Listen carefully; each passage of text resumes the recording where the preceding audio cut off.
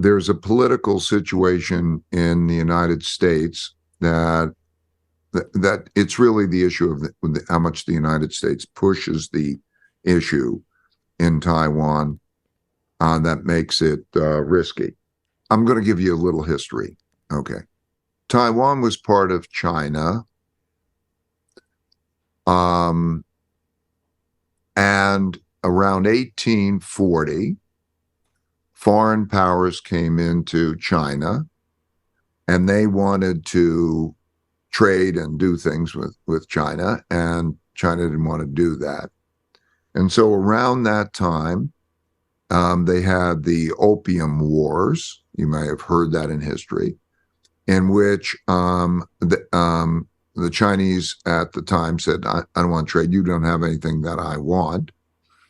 And then they brought in opium that the Chinese wanted so that they would have this trade and whatever, and then militarily won and took over large parts of China, took control of that. And in 1895, Japan takes Taiwan. You go into World War II, and after World War II, Taiwan was given back to China. That's 1945.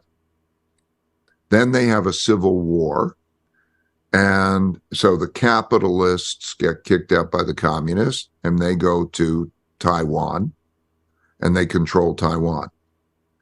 Okay, so everybody agrees that Taiwan is part of China, but they argue who controls China.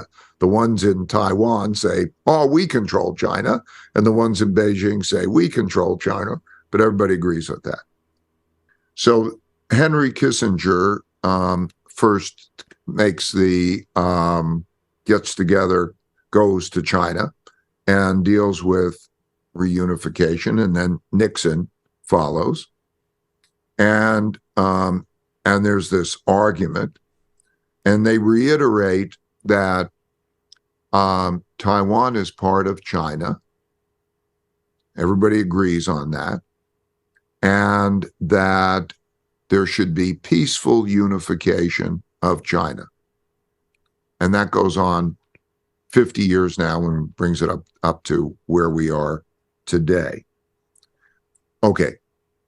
So a red line for China is if the United States or Taiwan says Taiwan should be an independent country, that would produce a war. And everybody knows that. All those in government would know that would produce a war.